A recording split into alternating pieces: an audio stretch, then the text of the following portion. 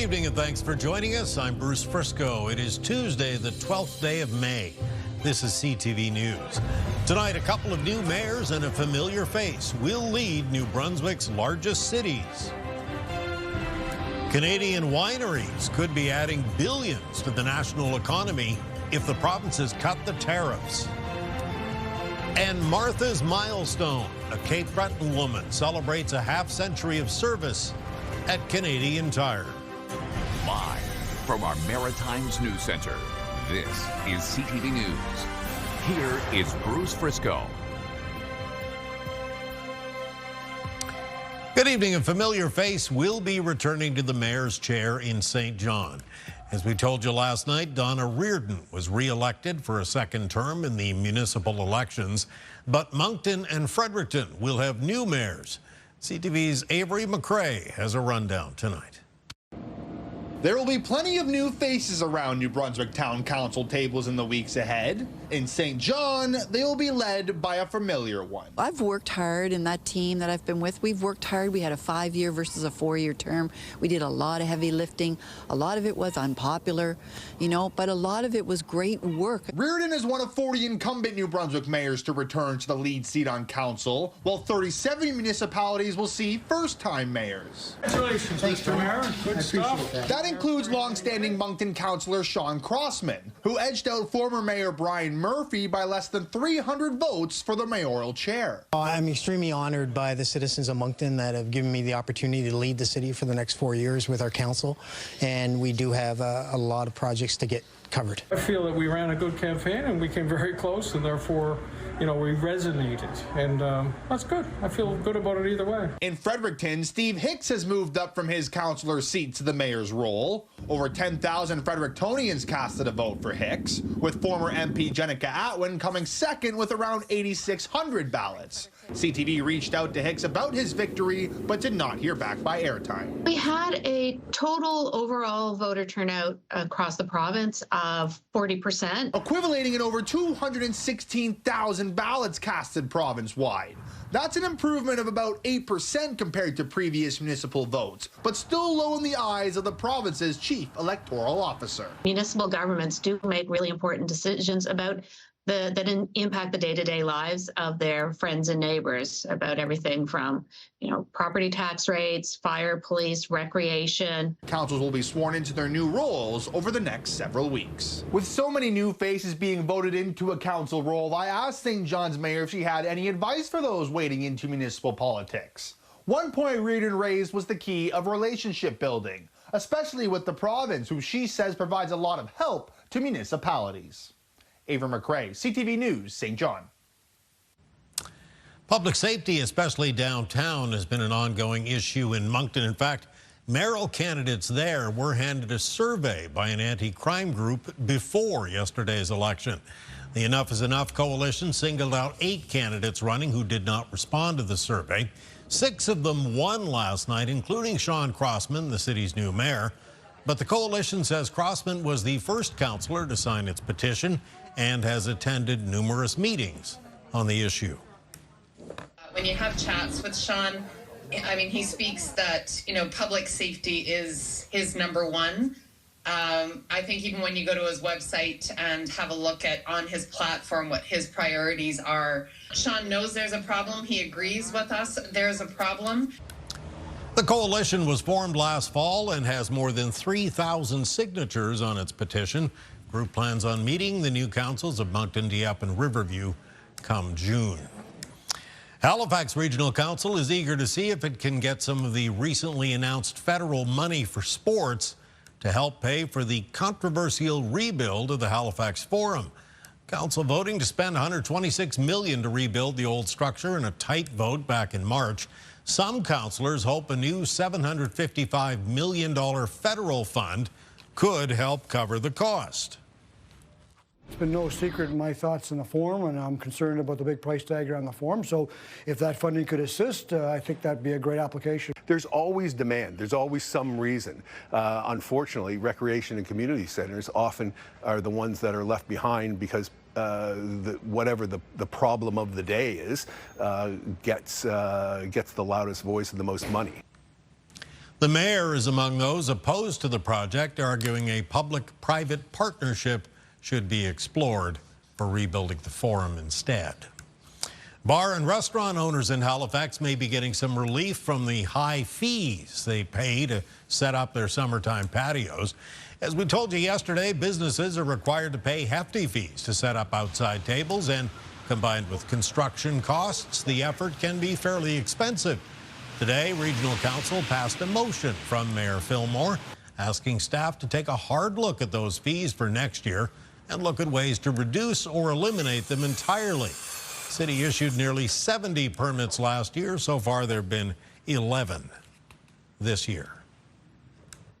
Get the Maritime's top stories, breaking news alerts, and watch live. Download the CTV News app.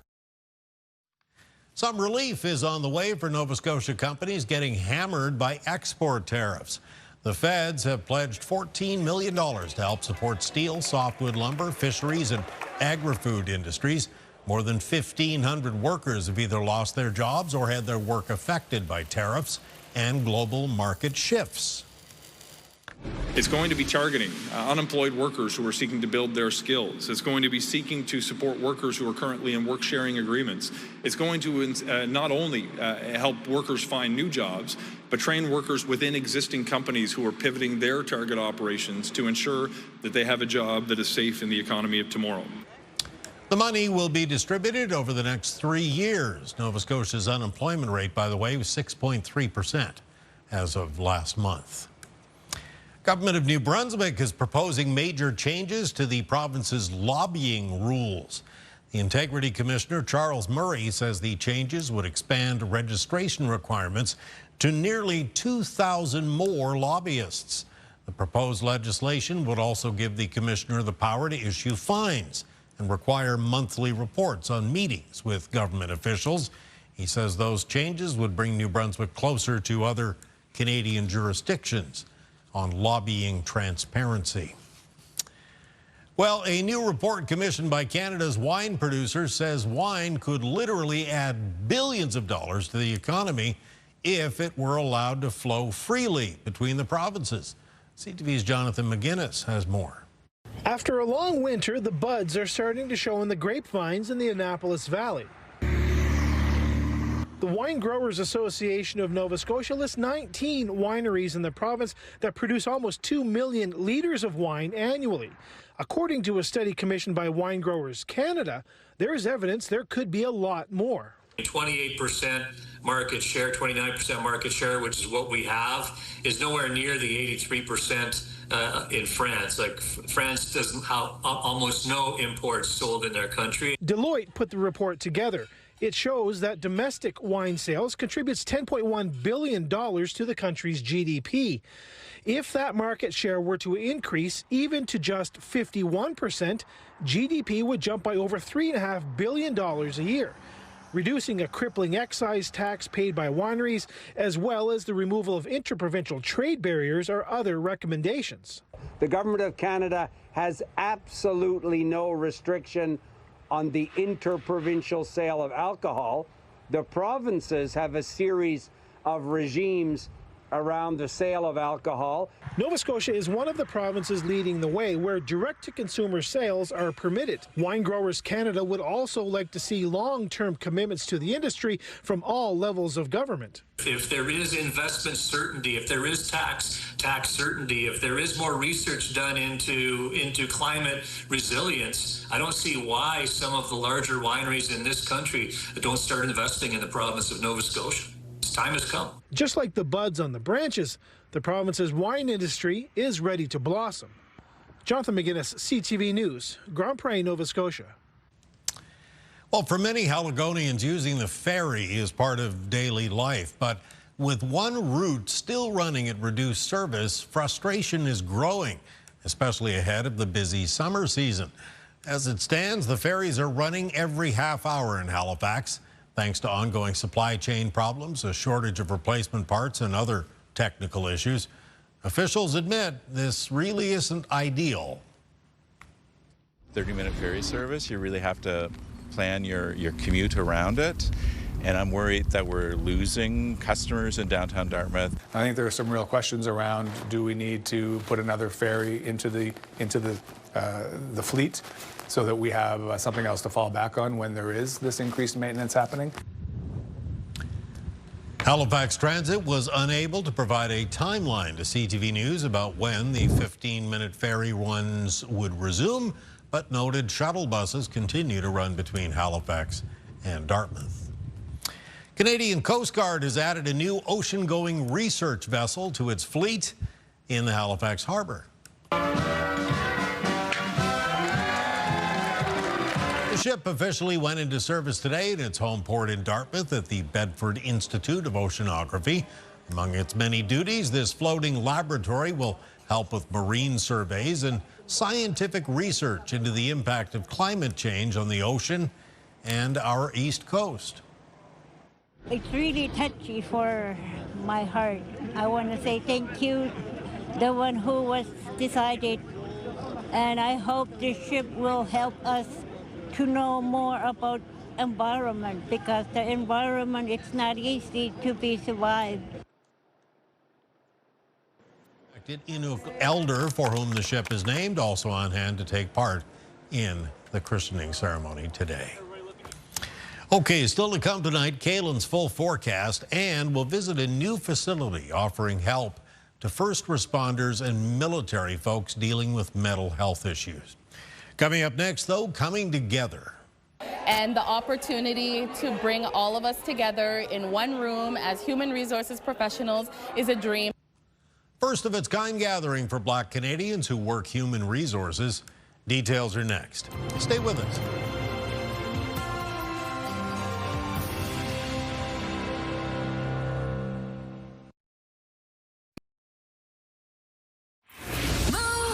Mornings with Aaron and Peter. You can win a brand new bike every day with Bike a Day in May. Listen for the bike bells every weekday between 8 and 9 and on the weekends between 11 and 12. It's a challenging industry to get into and an even harder one to navigate, but those in human resources are driven by a desire to help people. Well, today, Black Canadians in the profession shared their experiences at a first-of-its-kind event in Halifax. CTV's Vanessa Wright was there. This is the kind of event Shantia Russell-Stubbs never knew she needed. And after 7 years in human resources, it's one she never thought she'd see. Being able to see others that look like myself, professionally who work in a space where there are not many of us. So it's coming into today with joy, excitement, and so far today has been very informative. I also believe it should be authentic. It's the first Black HR Professional Summit in Halifax, a place solely designed for people who work in companies or agencies, large and small, and are the go-to people for employees. As Black professionals, we are often siloed, and the opportunity to bring all of us together in one room as human resources professionals is a dream that I've had for many years. I love the idea of convening HR professionals. There are so many experienced and new HR professionals out there, and there's not really as much of an established network, and so this actually creates that opportunity. And for Stubbs, it's confirmation she's right where she belongs. Having spaces like this, it is reassuring and comforting. Recognizing that some of the same challenges I'm having as a professional is something that is also shared with my fellow colleagues that are here today. Vanessa Wright, CTV News, Halifax. Thank you, Vanessa. We'll step aside for a quick little break now, but when we return, your complete maritime weather forecast. Will we see some sunshine before the end of the week? Kaylin Mitchell knows, and you will too, in a couple of minutes.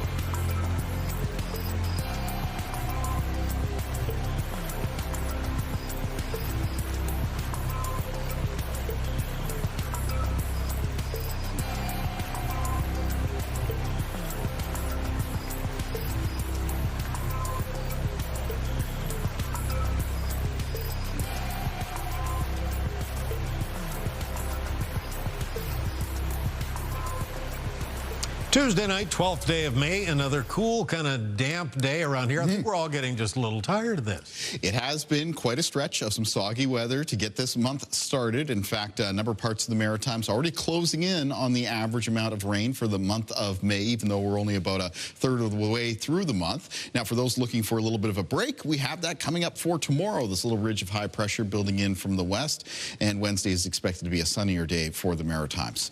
And we'll see that here on our forecast timeline. Some continued clearing as we move through the night and into the start of the day for tomorrow, which should be sunny and cool in the morning, and then mostly sunny to a fair weather mix of sun and cloud in the afternoon. A little bit of high cloud cover increasing in the southwest of Nova Scotia and western areas of New Brunswick Wednesday afternoon. And then that cloud cover will get lower for Wednesday evening and is followed up by some showers.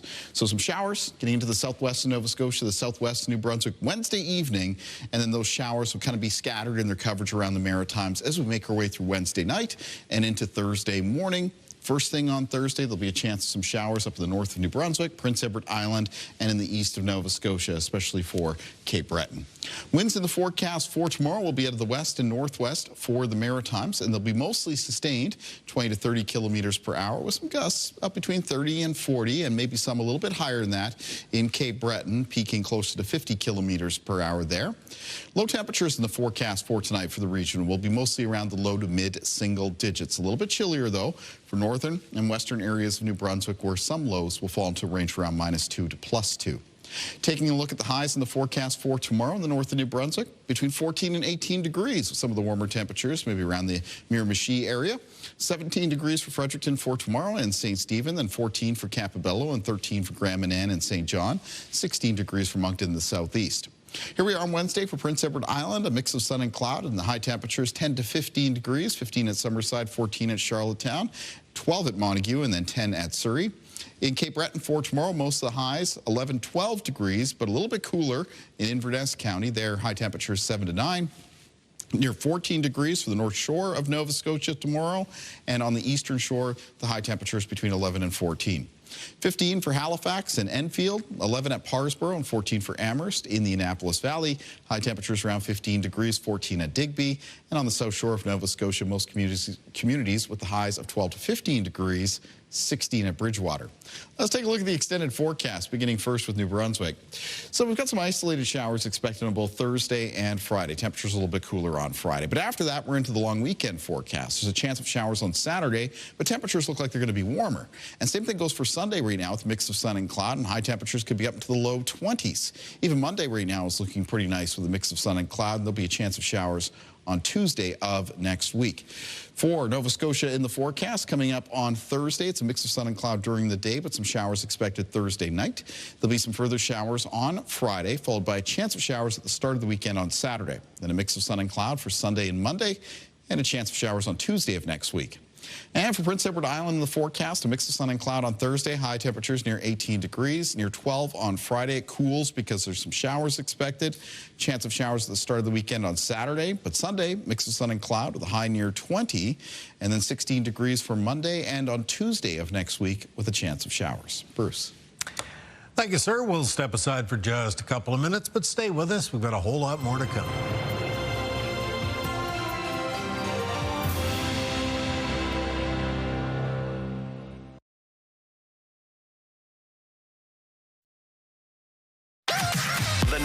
#1 morning show in Halifax. Turk, Megan, and Amateur Alex. And home to the biggest artists. Halifax's #1 hit music station. 101.3 Virgin Radio. So we've known for years that members of the military, veterans, and first responders experience PTSD and addiction at a much higher rate than the rest of us. And a new facility aims to provide hope and recovery for them. CTV's Brianne Foley today visited the state-of-the-art treatment center where those who serve and protect can finally find some peace and support.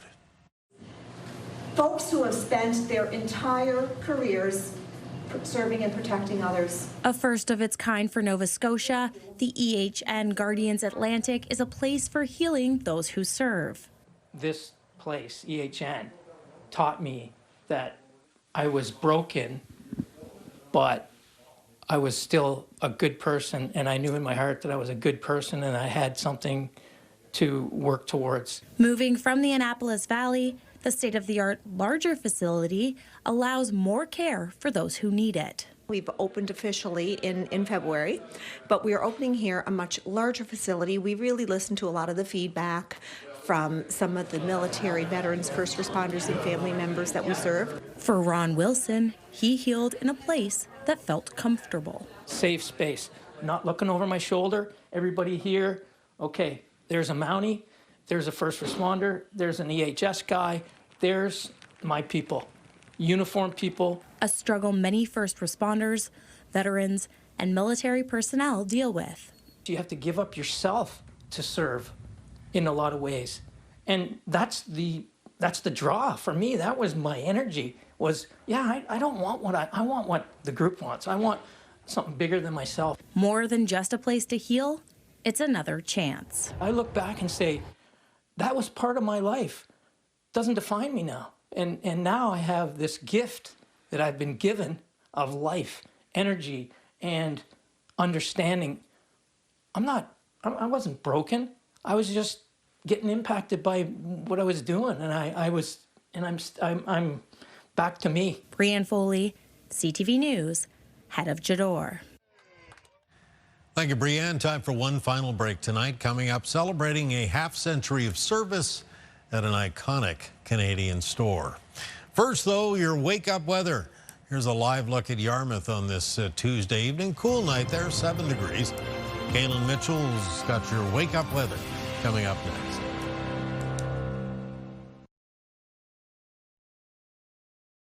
Wednesday morning, let's kick it off with a look at the wake-up weather from Kaylin. Yeah, and for Wednesday morning around the Maritimes, should be a good deal of sunshine around.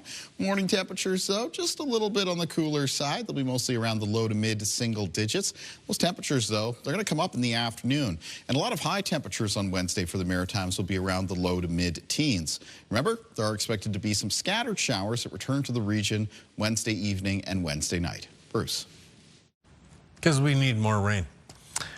Okay, 50 years at any job, of course, is something that's well worthy of recognition. As CTV's Ryan McDonald tells us tonight, a Cape Breton woman was celebrated for her half-century of service at a store that is truly iconic in this country. Any day you wear a sash and tiara to work isn't exactly a regular work day.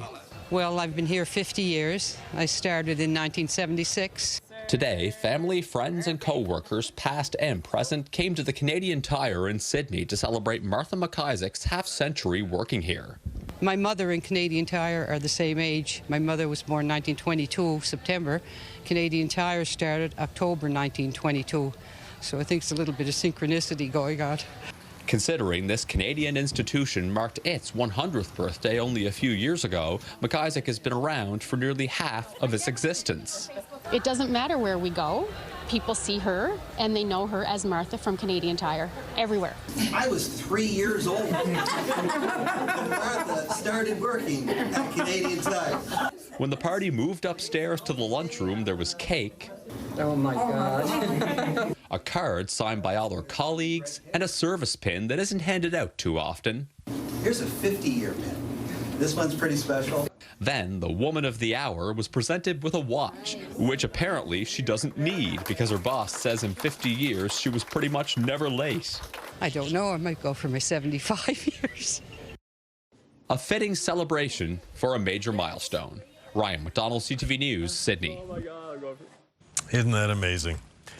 Okay, that's your late news tonight. CTVNewsAtlantic.ca if you'd like to stay on top of things right around the clock.